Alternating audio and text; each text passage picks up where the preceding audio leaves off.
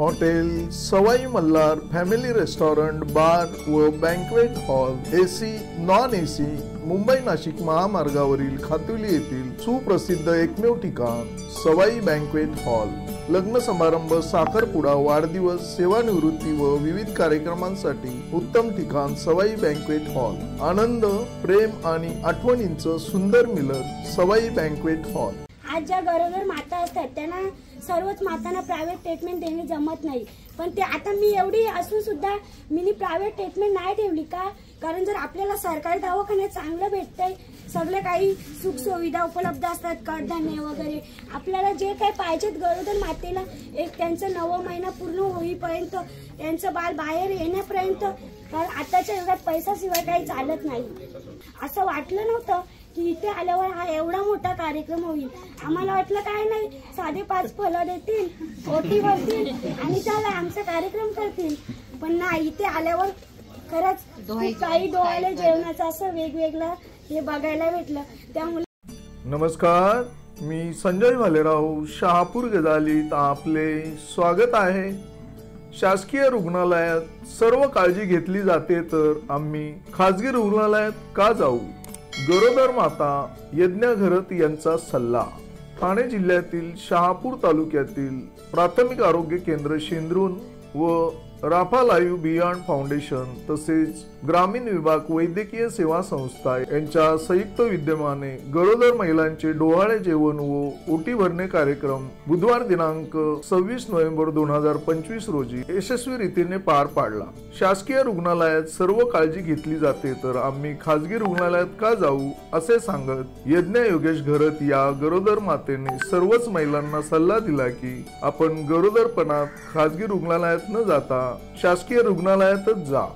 या कार्यक्रमात प्राथमिक आरोग्य केंद्राचे वैद्यकीय अधिकारी डॉक्टर रमेश राठोड, डॉक्टर कौशल पाटील, ग्रामीण विभाग वैद्यकीय सेवा संस्थेचे अध्यक्ष doctor Madhav Waghmare, Rafa live beyond फाउंडेशनचे अध्यक्ष भास्कर नाडर, डॉक्टर स्नेहा रेड्डी, आरोग्य सहाय्यक संजय पाटील, जयवंत विषय, वर्षा खैरनार तसेच प्राथमिक आरोग्य केंद्राचे व राफा लाईव्ह बियॉन्ड फाउंडेशनचे कर्मचारी आणि गरोदर माता उपस्थित होते।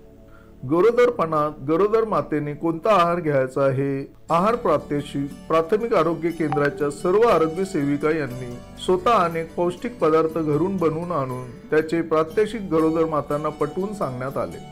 गरोदरपणात घ्यायची काळजी म्हणजे संस्थेतील प्रसूती, स्वच्छता, स्तनपान, शासकीय विविध योजना यांचे मार्गदर्शन मातांना करण्यात आले। या कार्यक्रमात 2 मातांनी उत्स्फूर्तपणे आपले मनोगत व्यक्त केले। त्यात रवीना तुपांगे यांनी सांगितले की गरीब, दीन, दुबळे, लाभार्थी असा कार्यक्रम करू शकत नाही, त्यांच्यासाठी आजचा हा कार्यक्रम अतिशय सुंदर आणि देखणा आयोजित केल्याबद्दल आभार व्यक्त केले। तसेच घरच्या घरी मिळणाऱ्या पालेभाज्या, गुळ, शेंगदाणे, फळे गरोदरपणात बाळाच्या वाढीसाठी कसे आवश्यक आहे ते देखील यावेळी सांगितले।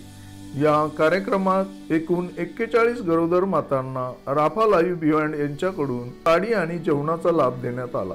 नेम करून सरकारी दवाखाने आज ज्या गरोदर माता असतात त्यांना सर्वच मातांना प्रायव्हेट ट्रीटमेंट देणे जमत नाही, पण ते आता मी एवढी असून सुद्धा मी प्रायव्हेट ट्रीटमेंट नाही ठेवली का? कारण जर आपल्याला सरकारी दवाखान्यात चांगलं भेटतंय, सगळे काही सुख सुविधा उपलब्ध असतात, कडधान्य वगैरे, आपल्याला जे काही पाहिजेत गरोदर मातेला एक त्यांचं 9 महिना पूर्ण होईपर्यंत, त्यांचं बाळ बाहेर येण्यापर्यंत ज्या काही सुख सुविधा आहेत त्या आपल्याला आपल्या जर दवाखान्यात भेटत असतील तर मग आपण का प्रायव्हेट ट्रीटमेंट ठेवायची? आपण का तिथे पैसा आपला खर्च करायचा? जिथे पाहिजे तिथे आपण आपला पैसा खर्च करतोय, कारण आताच्या युगात पैशाशिवाय काही चालत नाही, हे तर आपल्याला माहीतच आहे। पण आज हे डॉक्टर वगैरे सगळं काही बघून म्हणजे मनापासून असं वाटलं नव्हतं की इथे आल्यावर हा एवढा मोठा कार्यक्रम होईल। आम्हाला वाटलं काय नाही, साधे 5 फळं देतील, ओटी भरतील आणि चला आमचा कार्यक्रम करतील, पण नाही, इथे आल्यावर खरंच काही डोहाळे जेवणाचं असं वेगवेगळं हे बघायला भेटलं। त्यामुळे इथे असलेल्या सर्वांचे मनापासून धन्यवाद मानते। ताज्या घडामोडींसाठी पाहत राहा शहापूर गजाली। धन्यवाद।